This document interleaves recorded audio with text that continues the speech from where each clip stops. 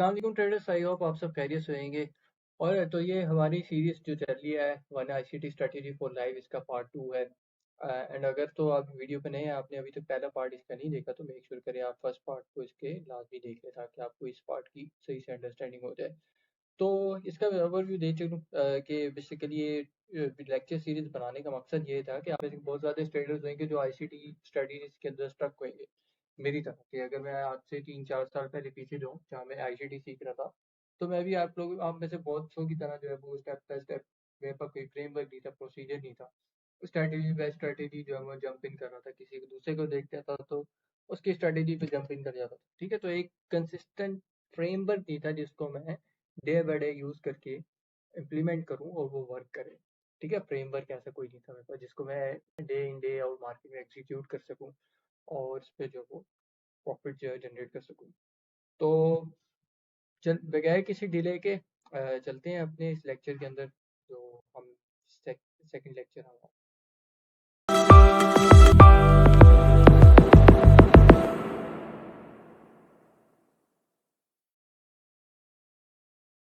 और so last lecture के अंदर जो है हमने अपनी one ICT strategy for life के अंदर टाइम फ्रेम सिलेक्शंस, बाइस डायरेक्शन एंड पीडीआरए मैट्रिक्स के बारे में पढ़ा। तो बेसिकली हमने पहले फ्रेमवर्क कि हमने अपना ट्रेड प्लान जो है वो करना कैसे, एग्जीक्यूशन बाद में। एग्जीक्यूशन हमने कवर नहीं करी थी, जो हम आज कवर करेंगे एग्जीक्यूशन को। सो अब ये जो आप देख रहे हैं कि ये जो ब्लैक जो रेक्टेंगल्स जो फ्लो चार्ट बने हुए स्टेप बाय स्टेप, अगर मैं इसमें से किसी एक को भी निकाल दूं, लाइक कि मेरे पास टाइम फ्रेम सिलेक्शन ही नहीं है, मुझे पता ही नहीं है कि मैं किस टाइप को ट्रेडर हूँ, मुझे किस टाइम फ्रेम पे ट्रेड करना चाहिए, तो मेरे लिए यूजलेस है कि मैं बाइस डायरेक्शन की तरफ जाऊँ। ठीक है, इसी तरह मुझे मुझे अपनी टाइम फ्रेम डायरेक्शन पता है कि मैं डे ट्रेडर हूँ या मैं पोजीशन स्विंग ट्रेडर हूँ या मैं स्कैल्पर इंटरडे ट्रेडर, ठीक है, या शॉर्ट टर्म ट्रेडर। मुझे अपनी टाइम फ्रेम सिलेक्शन पता है, उस हिसाब से देन जो है मैं अपनी बाइस डायरेक्शन के अंदर हूँ। बाइस डायरेक्शन में मार्केट स्ट्रक्चर क्लियर है, डीलिंग रेंज क्लियर है, लेकिन ऑर्डर फ्लो क्लियर नहीं है। ठीक है, इन तीनों में से कोई एक चीज अगर मिसिंग है, तो मैं यूजलेस है मेरे लिए कि मैं पीडीआर इस मैट्रिक्स की तरफ जाऊं। मैं उस करेंसी पेयर को छोड़ दूंगा, उसको ट्रेड नहीं करूंगा। ठीक है, मैं किसी और पेयर को देख लूँ, पीडीआर मैट्रिक्स। आपके पास अगर ये तीनों चीजें क्लियर है, कुछ structure, dealing range, order flow, then आप पीडीआर मैट्रिक्स के अंदर हैं, कि आप देखेंगे कि where is market currently standing, discount में या प्रीमियम में। ठीक है, एंड वहाँ पे आपने पे ये जो इंस्टीट्यूशनल रेफरेंसेस पॉइंट है, order block, breaker blocks, फेवल gaps, ठीक है, इनको आप यूज कर सकते हैं। अब ऑब्वियसली आप जो है वो इन सबको सारों को एक ही वक्त में आपको ये सारी नहीं दिखेंगी। ठीक है, इसमें से 2-3 मैक्सिमम जो है वो आपको एट अ टाइम दिख रही होंगी, और ना ही आपको सारी जो है वो एट अ टाइम देखने की जरूरत है, या आपको जरूरत पड़ेगी। ठीक है, हो सकता है आपको पास वहाँ पे फेवल गैप हो, ठीक है, लेकिन सिर्फ फेयर वैल्यू गैप जो है आपके पास वहाँ पे मौजूद हो। ठीक है, या फेयर वैल्यू गैप के साथ आपके पास और लो मार्केट ने स्वीप करे। ओके, इसी तरह और लो स्वीप करे मार्केट ने, उसके साथ आपके पास जो है वो ब्रेकर ब्लॉक मिल जाता है आपको, और फेयर वैल्यू गैप भी मिल जाता है। ठीक है, तो ये आपका ए प्लस साइड अप हो जाएगा। तो इसी तरह इसमें से पीडीआर मैट्रिक्स में आपके पास एटलीस्ट 2 से 3 पीडीआर मैट्रिक्स हो फॉर कॉन्फ्रेंस, सारी आपको नहीं चाहिए होती। ठीक है, तो इस चीज को आपने मेक श्योर करना है। ओके, इसी तरह अब जो नेक्स्ट जो हमारा आज का टॉपिक है वो है एग्जीक्यूशन के ऊपर। ये अब सारी चीजें आपने कर दी, अब आपने ट्रेड को एग्जीक्यूट कैसे करना। अब ट्रेड एग्जीक्यूशन के अंदर जो मेथड या जो क्राइटेरिया को आईसीटी ट्रेडर्स यूज करते हैं, उसको कहते हैं पावर ऑफ थ्री। सो आसान अल्फाजों में power of three is just accumulation, ठीक है, मैनिपुलेशन एंड डिस्ट्रीब्यूशन, एएमडी भी जिसे कहते हैं। ठीक है, स्मार्ट मनी लैंग्वेज के अंदर ये कहलाती है पावर ऑफ थ्री। तो आप अक्सर जब भी नोट करेंगे कि जितनी भी बुलिश कैंडल होती हैं वो ओपन होती हैं, पहले बेरिश डाउन साइड जाती हैं, उसके बाद जो वो अपसाइड बुलिश साइड डायरेक्शन में आती है। ठीक है, सिमिलरली जितने भी बेरिश कैंडल होती है वो ओपन होती है, पहले अपसाइड मैनिपुलेट होती है, एंड उसके बाद जो वो डाउन साइड पे डिस्ट्रीब्यूट होती है अपनी रियल डायरेक्शन की तरफ। सो पावर ऑफ थ्री जो है वो सेम कॉन्सेप्ट है। ठीक है, अब आपने ओवरऑल आपको अपना बाइस जो है वो क्लियर है कि आप बुलिश है या बेरिश है। ठीक है, लेट्स से फॉर एग्जांपल आप बुलिश है। ठीक है, आपका ओवरऑल बाइस बुलिश है। अब आपने मेक श्योर करना है कि मार्केट जो है वो below higher time frame open है या above higher time frame. High time frame open मतलब कि जैसे जैसे मैं डे ट्रेडर हूँ तो मैं डेली कैंडल को एज अ रेफरेंस यूज करता हूँ।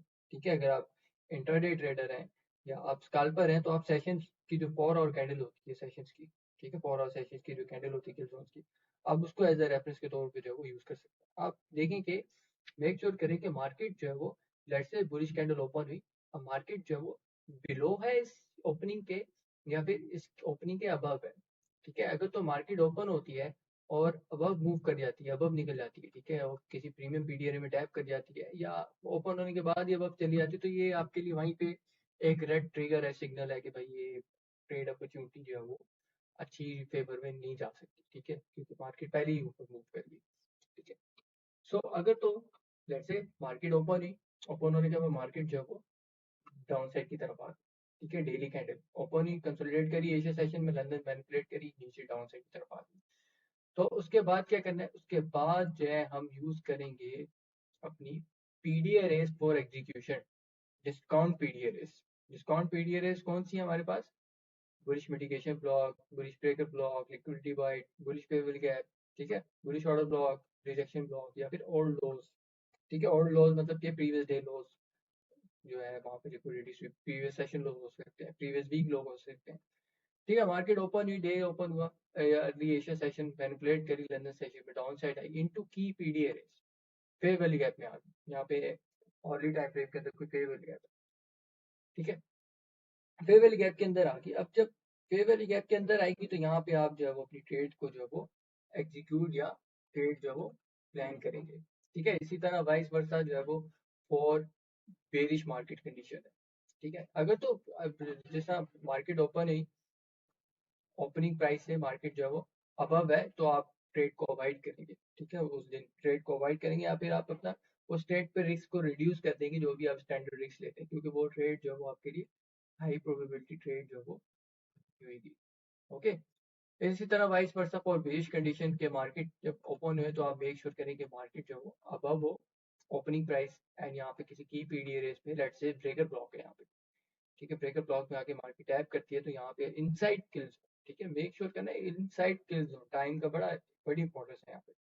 एंड वहाँ पे आप जो है वो अपनी ट्रेड को एग्जीक्यूट कर सकते हैं for through out distribution phase. ठीक है, अब डिस्ट्रीब्यूशन फेज जो है वो न्यूयॉर्क सेशन के अंदर भी आ सकता है या लंदन सेशन के अंदर भी आ सकता है। ठीक है, डिस्ट्रीब्यूशन फेज। सिमिलरली अगर मार्केट जो है हाई टाइम फ्रेम आपकी ओपन से नीचे है तो आप जो है वो रिस्क को कम करेंगे अपनी ट्रेड पे या फिर ट्रेड ही नहीं करेंगे। तो यहाँ पे एक नोट है, ठीक है, इसको डिटेल में अंडरस्टैंड करने के लिए पावर ऑफ 3 है कि आप यहाँ पे एनोटेशन भी दी हुई है कैंडल्स की कि कैसे आपने जो अपनी ट्रेड्स को एग्जीक्यूट करना है और स्टॉप लॉस क्या होनी चाहिए, एंट्री क्या होनी चाहिए आपकी।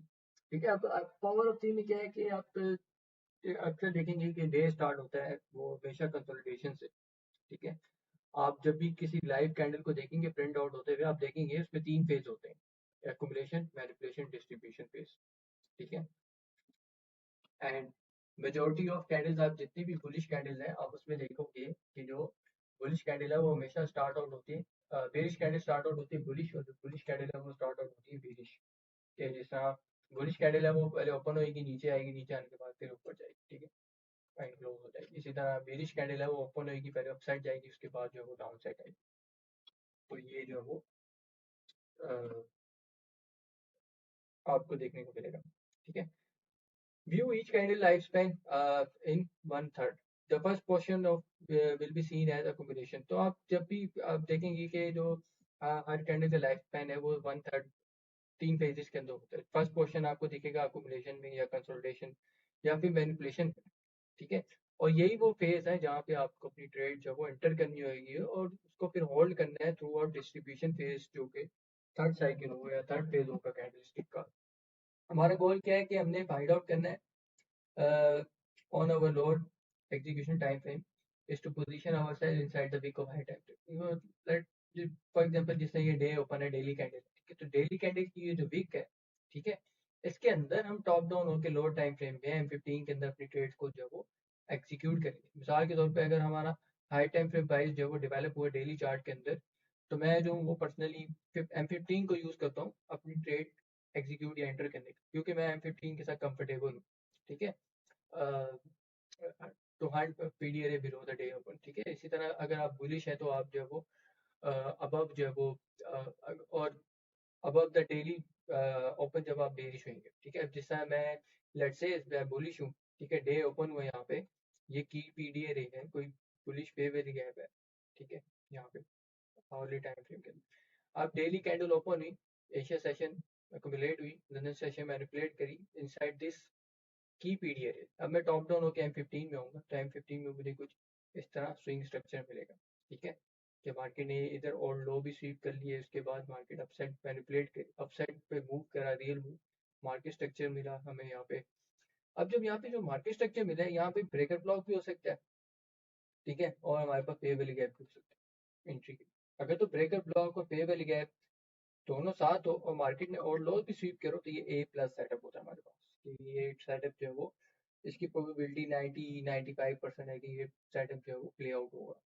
मेक श्योर करना है कि हमारे पूरा फ्रेमवर्क स्टेप बाय स्टेप जो प्रोसेस है वो सारा इन लाइन हो। ठीक है, तो हम जो है वो अपनी ट्रेड जो है वो इसके ब्रेकर ब्लॉक के टॉप पे या पे वैली गैप इनसाइड पे वैली गैप टॉप पे जो अपनी एंट्री को एंटर करेंगे, एंड स्टॉप लॉस हमारा बिलो होगा इसकी पीडीआरए की है, ये जो स्विंग क्रिएट करा मार्केट ने इसके। और टारगेट जो हम करेंगे पूरी डे कैंडल की एक्सपेंशन लंदन क्लोज तक। ठीक है, यहाँ पे जो है वो आप जो भी आपकी की पीडीआरए बनती है इधर प्रीमियम रेंजेस के अंदर, fair value gap breaker block या previous day high previous week high, तो आप उसको जो है वो टारगेट कर सकते हैं। मेक श्योर करना है आपको रिस्क टू रिवॉर्ड जो है वो इन लाइन हो। ठीक है, इसी तरह वाइस वर्सा है फॉर बेरिश कंडीशन। ठीक है, कि मार्केट डे ओपन ही मैनिपुलेट करी इनसाइड दिस की पीरियड है, एंड सेम हमें जो वो स्ट्रक्चर मिला यहाँ पे, एंड उसके बाद जो हमने ट्रेड को एग्जीक्यूट किया एंड होल्ड करा थ्रू आउट डिस्ट्रीब्यूशन फेज। अब जो नेक्स्ट हमारे पास इंपॉर्टेंट चीज आती है, हमने एग्जीक्यूशन कर, ठीक है, वो आता है रिस्क मैनेजमेंट। सो अब रिस्क मैनेजमेंट ना बहुत इंपॉर्टेंट चीज़ है, ये रिस्क मैनेजमेंट और मनी मैनेजमेंट। आप जितने अच्छे मर्जी ट्रेडर बन जाए, आपके पास टॉप से टॉप स्ट्रेटेजी हो, ठीक है, अगर आप अपना रिस्क या मनी मैनेजमेंट सही से मैनेज नहीं कर सकते, तो ये मार्केट आपके लिए नहीं। आई एम सॉरी टू से। ठीक है, क्योंकि आप अपना रियल मनी जो है मार्केट के अंदर अर्न ही यहाँ से करेंगे रिस्क मैनेज करके, ना कि आप कोई टॉप स्ट्रेटेजी लेंगे उससे आप जो है वो पैसे अर्न करेंगे। ठीक है, ट्रेडर हमेशा पैसे बनाता है मार्केट में बाय मैनेजिंग रिस्क, इस रिस्क। ठीक है, अब रिस्क मैनेजमेंट में जब भी आप प्रॉफिट अकाउंट ट्रेड कर रहे हो, तो आपने सबसे पहले चीज अंडरस्टैंड करनी है कि आपकी मैक्सिमम लूजिंग स्ट्रीक क्या है ट्रेड्स की। आपकी जो स्ट्रेटेजी जो आप ट्रेड करते हैं उसकी बेसिस के ऊपर मैक्सिमम लूजिंग स्ट्रीक क्या है। अब जिस तरह साल के तौर पे एक महीने में 20 ट्रेडिंग डेज होते हैं। ठीक है, अब 20 ट्रेडिंग डेज में आपकी मैक्सिमम लूजिंग स्ट्रीक क्या है, लेट्स से 5 है मैक्सिमम लूजिंग स्ट्रीक कंसेक्यूटिव आपकी। ठीक है, तो आप अब उसके हिसाब से अपना रिस्क मैनेजमेंट प्लान जो है वो बनाएंगे। लेट्स से कि आपने फर्स्ट ट्रेड पे 1% रिस्क लिया, ठीक है, आपकी ट्रेड जो है वो लॉस हो, उसके बाद जो है वो आप अपनी जो नेक्स्ट ट्रेड है उस पर रिस्क जो है वो कम करेंगे। आप 0 पॉइंट सॉरी आप जो है वो नेक्स्ट ट्रेड के अंदर जो है वो अपना 0.5% रिस्क लेंगे। अगर आपकी वो ट्रेड भी लॉस हो जाती है, आप डेट 1.5% ड्रॉ डाउन में आ जाएगी। ठीक है, फिर आप नेक्स्ट ट्रेड पे और अपना रिस्क जो है उसको कम कर 0.25 पे आ जाए। ठीक है, आपकी वो भी ट्रेड लॉस हो जाती है, आप जो 1.75 पे आ गए, नेक्स्ट ट्रेड भी आपकी लॉस हो जाती है। ठीक है, फोर्थ ट्रेड फिफ्थ ट्रेड भी आपकी लॉस हो जाती है। तो आप जो है वो कितने ड्रॉडाउन में आगे, आप ड्रॉडाउन में आगे 1.5, 1.725, 2% एंड 2.25, 2.25% आप जो है वो ड्रॉडाउन में आ गए। अब सिक्स ट्रेड आपकी जो है वो आप विन कर जाते हैं 1:3 आरआर के साथ। ठीक है, तो आपका ड्रॉडाउन कितना रह जाएगा, 1.5 रह जाएगा। ठीक है, ड्रॉडाउन, एंड यहाँ पे आप जो है वो अगेन 0.25 रिस्क के साथ नेक्स्ट ट्रेड अपनी विन करते हैं, तो आपका ड्रॉ डाउन जो है उसके बाद रह जाएगा 0.75।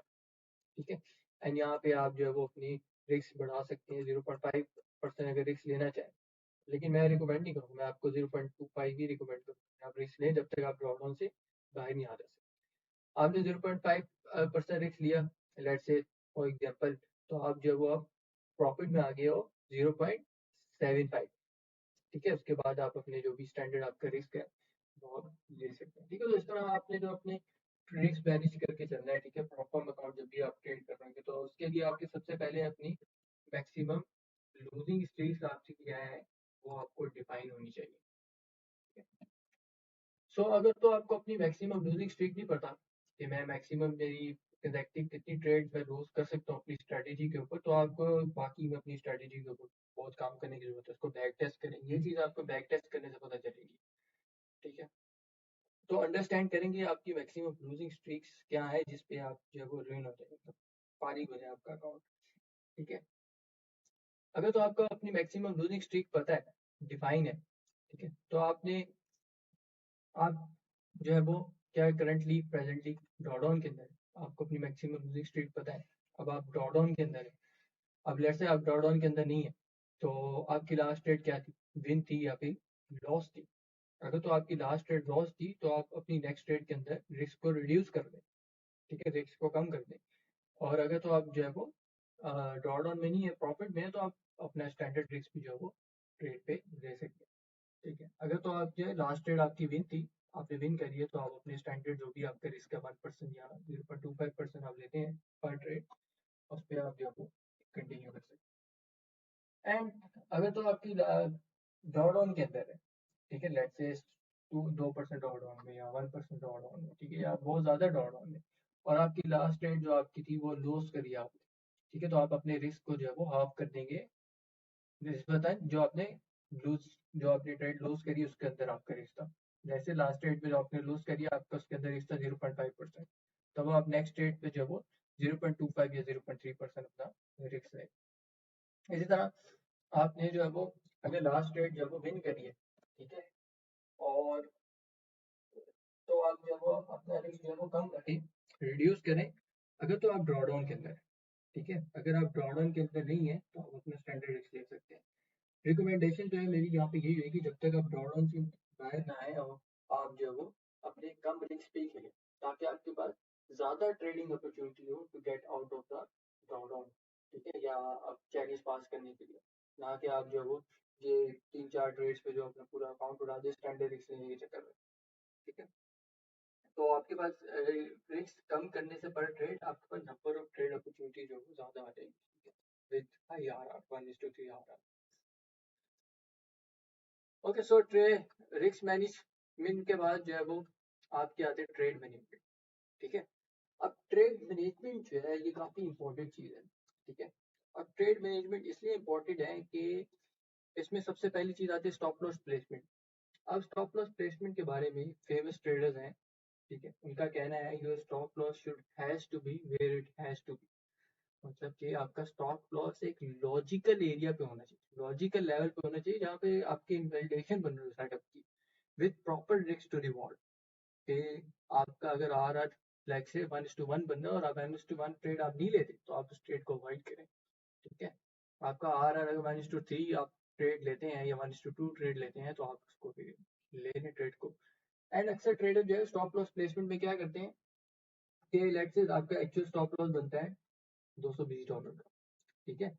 अब आप बोलेंगे यार $220 मैं क्यों लॉस कर रहा हूँ, मैं तो फिर $200 पे कर देता हूँ स्टॉप लॉस, ठीक है। पोजीशन साइज आपका वही है 220 के हिसाब से स्टॉप लॉस जो आपको बनता है। आप बोलेंगे यार $200 थोड़ा ऊपर कर दो ट्रेड को, ठीक है, तो मार्केट क्या आएगी, आप आएगी आपका स्टॉप लॉस एंड करेगी उसके बाद जो है ऊपर, ठीक है, आपकी जो डायरेक्शन थी ट्रेड की उस डायरेक्शन में चली जाएगी।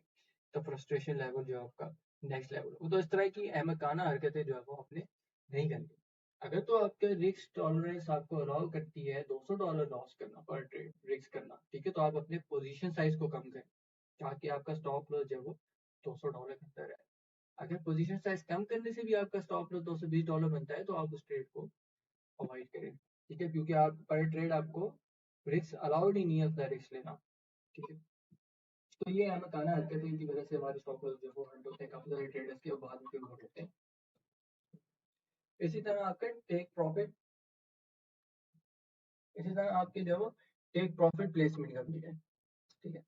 अब ट्रेड मैनेजमेंट में आपने अपना स्टॉप लॉस आपका एक लॉजिकल एरिया आपको डिफाइन है, ठीक है, कि जहाँ पे प्लेस करना है। अगर तो आपको डिफाइन नहीं है तो सिंपल आप ट्रेड नहीं करेंगे, ठीक है, आप ट्रेड को जो है वो अवॉइड करेंगे।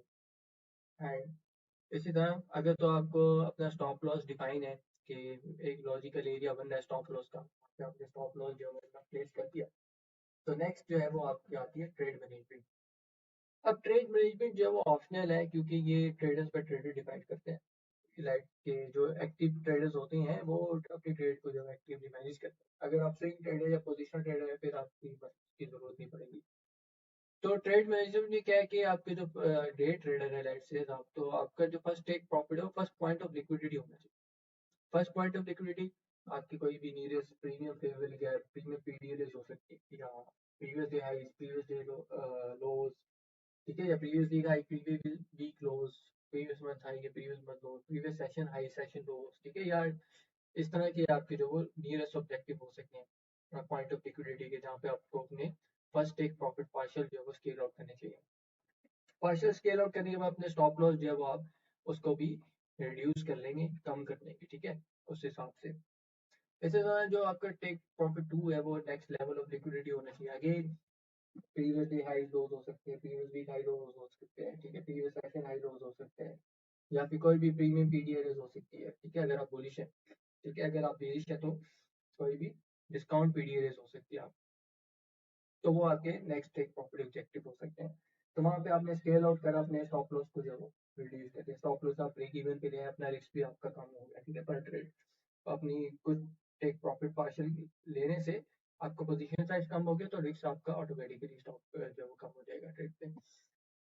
इसी तरह फिर नेक्स्ट जो आपका फाइनल टीपी होगा वो आपका external range liquidity high time frame basis के ऊपर जो भी आपकी बनती है, ठीक है, से ऑल स्विंग हाई स्विंग लोज वो हो सकते हैं, ठीक है। तो ये पूरा फ्रेमवर्क जो है आप देखेंगे स्टेप बाय स्टेप सारी चीजें आपको जो है वो लेके चलेगी। अब ऑब्वियसली आपको ना ये थोड़ी खिचड़ी लग रही है कि मतलब इतना कॉम्प्लिकेट ये कैसे होगा हमसे, ठीक है, तो आप स्टेप बाय स्टेप प्रोसीजर लेके चलें। पहले टाइम फ्रेम सिलेक्शन पे काम करें, फिर उसके बाद बाइस डायरेक्शन में पहले मार्केट स्ट्रक्चर पे काम करें, ठीक है, डीलिंग रेंजेस पे काम करें, फिर ऑर्डर फ्लो पे काम करें, एंड फिर जो है वो पीडीआरए मैट्रिक्स पे काम करें। अब पीडीआरए मैट्रिक्स में आप जो है वो हर एक पीडीआरए को जो है वो चार्ट पे फाइंड आउट करें, इसकी प्रैक्टिस करें।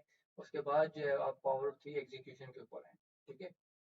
एग्जीक्यूशन जो है वो सबसे इजी काम है जब आपको ये सारी चीजें सही से समझ आ जाएंगी, ओके। एंड उसके बाद obviously most important risk management, ठीक है, आपको इस पे आएंगे, एंड उसके बाद जो है वो अपने जो है वो ट्रेड मैनेजमेंट के। अब आप यहाँ पे देखिए ये स्टेप कितने हैं, 1 2 3 4 5 6 स्टेप्स हैं, ठीक है, 6 स्टेप्स हैं। तो आप एटलीस्ट जो है वो 6 वीक्स अपने आप को अलाउ करें। बाइस डायरेक्शन को आप जो है वो 2 वीक दे दें, 2 वीक जो है वो आप जो है वो पीडीए मैट्रिक्स को दे दें इसको पढ़ने के लिए, ठीक है। आप जो है वो एटलीस्ट जो है वो आप अपने आप को जो है वो 8 वीक्स अलाउ करें इसको सही से टेस्ट करने के लिए, इसको प्रैक्टिस करें फ्रेमवर्क को स्टेप बाय स्टेप, ठीक है। तब जाके आप इस फ्रेमवर्क पे मास्टर कर सकते हैं। और ये फ्रेमवर्क जो है मैं आपको बताऊं कि बड़ा आउटस्टैंडिंग काम है, ठीक है, आप इस पे इजीली फंडेड अकाउंट जो है वो पास कर सकते हैं। बस मेन चीज क्या है, आपने रूल्स को फॉलो करना है इसके अंदर। एंड इसमें से अगर इस पूरे स्टेप में से अगर एक भी स्टेप मिसिंग होगा तो ये पूरा फ्रेमवर्क जो है वो यूजलेस है, ठीक है, नल एंड वाइड है, ठीक है, किसी काम का नहीं। अगर तो इसमें से एक स्टेप भी जो है वो मिसिंग होगा, लेट्स से इसके और फिर क्या एंट्री नहीं बनती, किसी भी वीडियो एंट्री आपकी एग्जीक्यूशन बनी है तो एग्जीक्यूशन नहीं करेंगे, सिंपल अवॉइड करेंगे। इस तरह आपकी पीडीआरएस नहीं मिल रही आपको, आप एंट्री नहीं करेंगे, ठीक है, आप ट्रेड को अवॉइड करेंगे, कोई और पेयर देखिए, इतने सारे करेंसी पेयर हैं, ठीक है। सो आई होप सो आपने जो है वो तो आपके लिए काफ़ी इंसाइटफुल हो ये हुई कि ये सीरीज। एंड अगर तो आपने इसको एंजॉय करी, आपको अच्छी लगी है, तो मेक श्योर करें चैनल को जो है वो सब्सक्राइब करें, वीडियो को लाइक करें, कमेंट करें, अपने फेलो ट्रेडर्स के साथ जो है वो इसको शेयर करें।